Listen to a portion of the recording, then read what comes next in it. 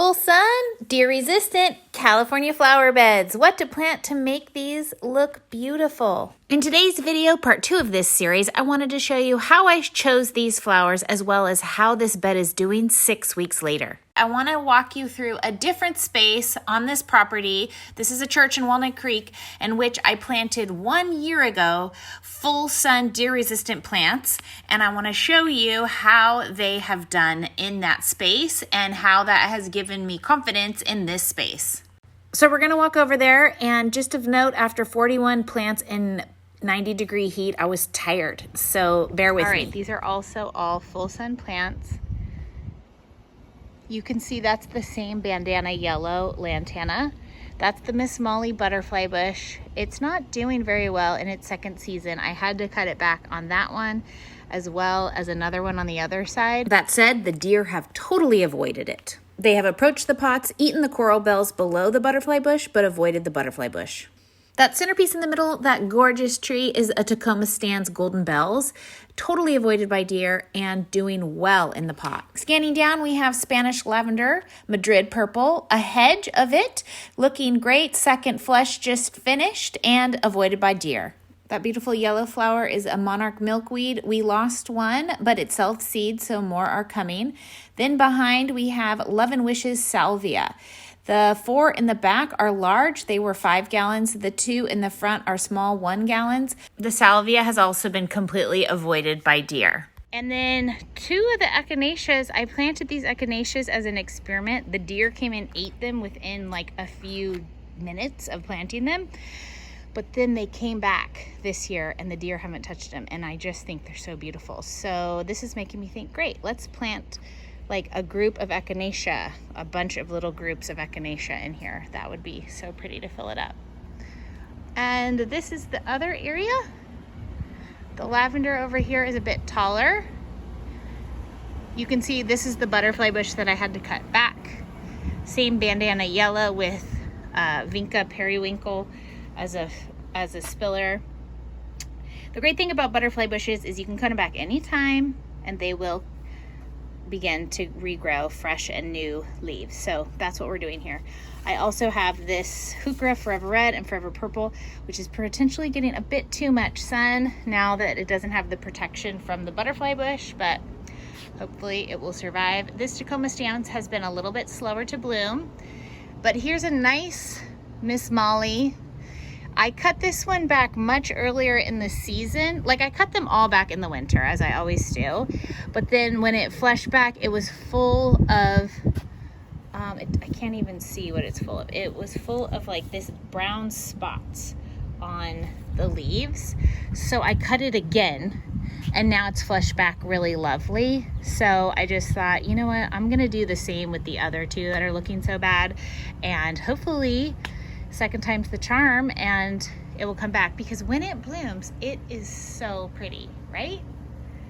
This forever red, see how it's getting a little protection, bandana yellow and the purple.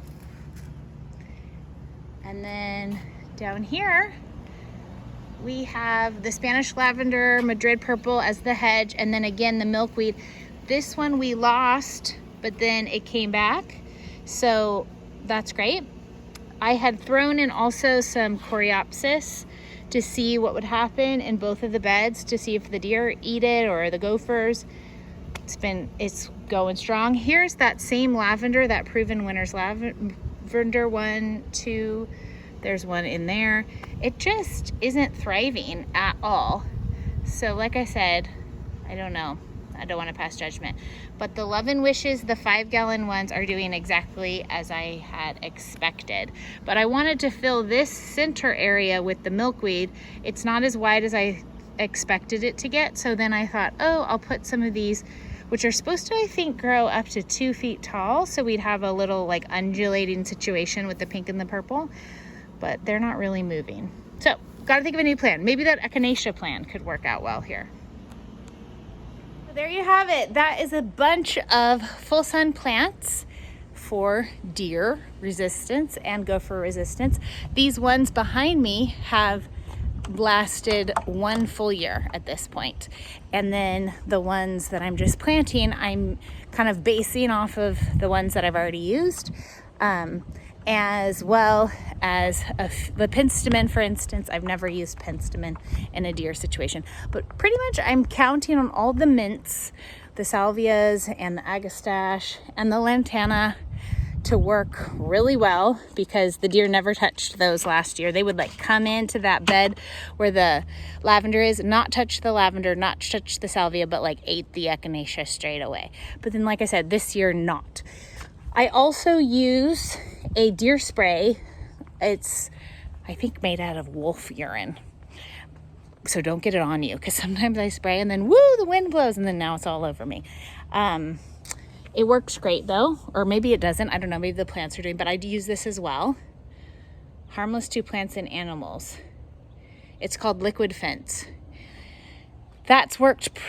I mean, so I not only plant the plants that are listed as deer resistant, but I also spray this on a monthly basis.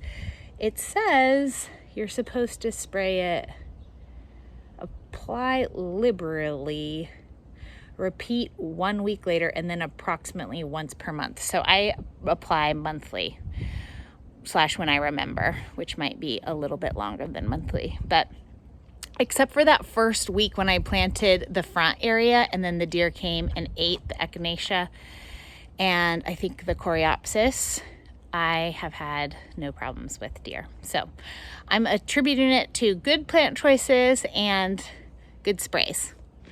All right, guys, it's been about a month, and let me show you how this little area is looking. We've had some deer action over here on this rose bush, David Austin Strawberry Hill Climber, but these other 3 are totally growing. This is Gara that was completely covered in aphids, so I cut it back. It's looking good.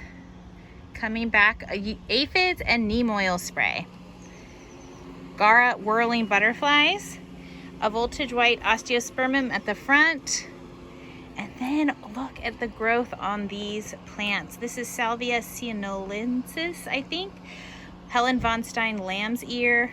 Some Shasta daisies. Leucanthemum snowcap, like a miniature version.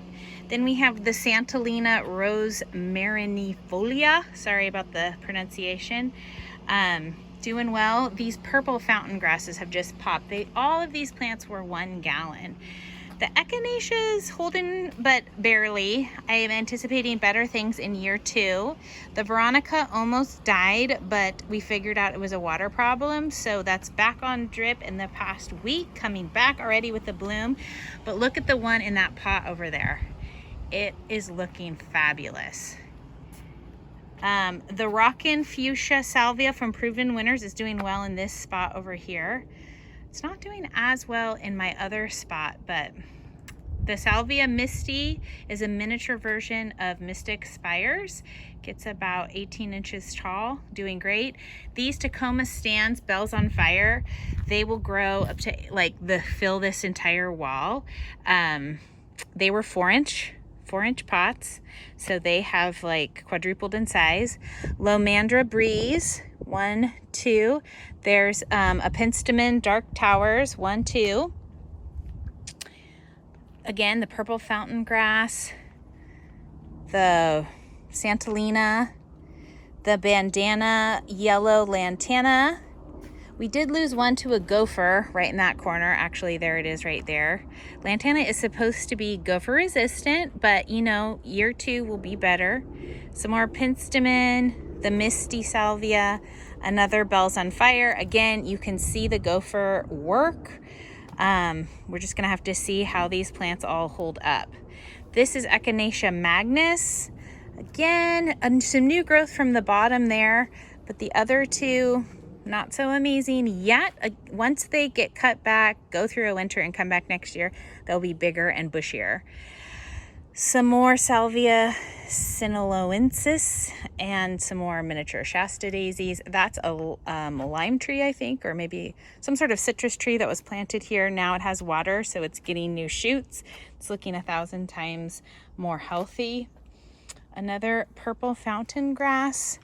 that has doubled in size since planting. Can you see it? And some more Helen von Stein lamb's ear. And then along this side is one of my favorites, the Agastache or hummingbird mint. This one's called Kudos Coral, and some more of that Salvia sinaloensis. Not as big, doesn't get as much sun. That one down there, that's the biggest, gets the most, or right there, gets the most sun, and then kind of the shadows move through here. But overall, just so much growth.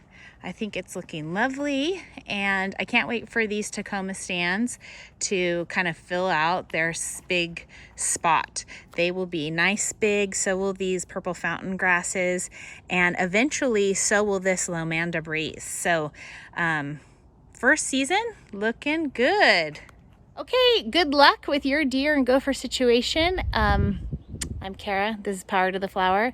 If you liked this, subscribe to this channel, give me some comments, like the video. I'd totally appreciate it. See you in the next one. Bye.